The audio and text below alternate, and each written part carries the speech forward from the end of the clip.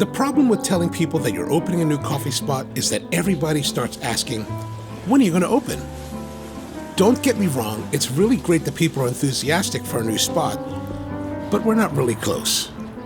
Well, maybe I haven't really started.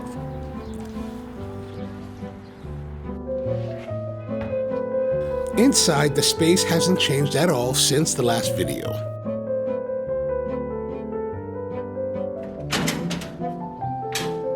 I've been away a lot this past month and have basically spent 3 of the past 4 weeks on the road in Chicago, Las Vegas, Salt Lake City, Boston, and LA,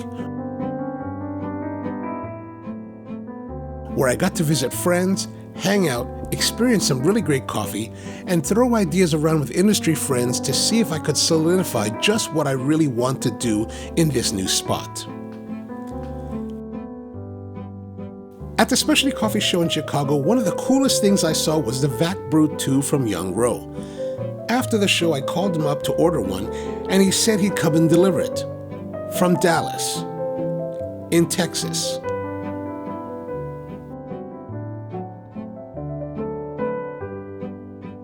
The idea behind this brewer is that it uses vacuum to, quote-unquote, quickly make cold brew.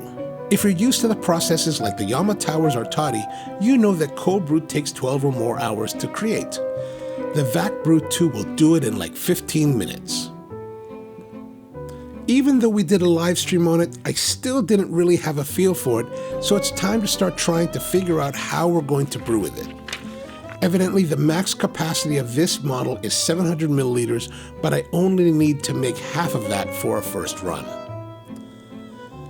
The coffee I'm using was given to me by one of my friends, Mari Portillo, from her coffee farm Fe y Gracia. It's a washed red Catuay grown at 18 to 2,000 meters above sea level in the town of Cupucas in western Honduras.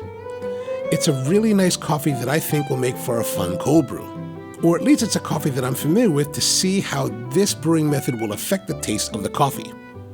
Yeah, I think that's more accurate. For this, we're going to make 350 milliliters or a 12-ounce serving. To make that, we'll need 24 grams of coffee. Grind that coffee at nearly an espresso setting. It's not quite espresso per se, but much finer than pour-over.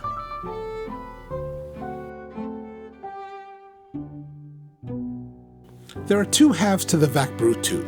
The upper chamber has an elongated stem that reaches towards the bottom of the lower half. If you're familiar with a siphon, it's kind of like that. Like the siphon, we're going to boil just a little bit of water in the bottom half.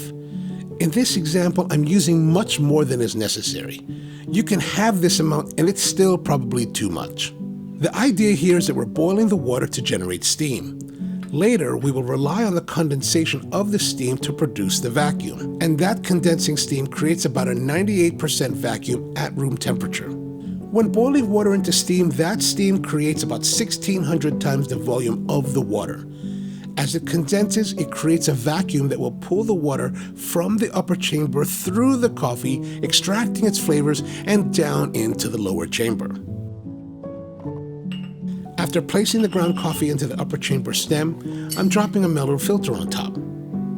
This helps to keep the coffee from floating out of the stem. Ideally, though, you want to place a mixture of ice and water to encourage the cold extraction of the coffee. I didn't do that here because I wanted a baseline for a comparison. Before starting, I'm adding a little bit of water to begin the saturation of the coffee and to provide a water barrier for the vacuum. I'm concerned that without the water, we'll lose the vacuum because there is no resistance. Once the water is boiling, you can discard it and then quickly place the 2 halves together to capture the vacuum. I've left the lower half sitting on the burner for too long and the entire vessel is very hot and it's burning my hand. So be careful. If you have an espresso machine available, you can also use the steam one to fill the lower half with steam and start the process that way.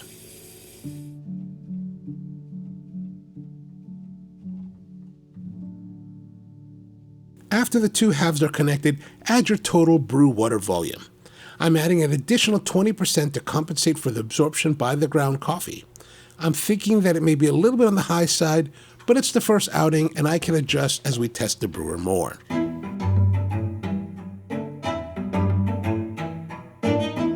From here, there's not much else to do.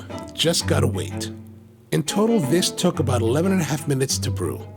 From what Young told me, the vacuum created will remain indefinitely, and it's definitely not easy to separate the two halves, though the lower half spout has a release valve, so just press the button and the vacuum is released. Separate the halves, pull out the valve, and you're ready to serve. The coffee itself was pretty good. I measured it to be at service strength and the flavors were crisp and clean.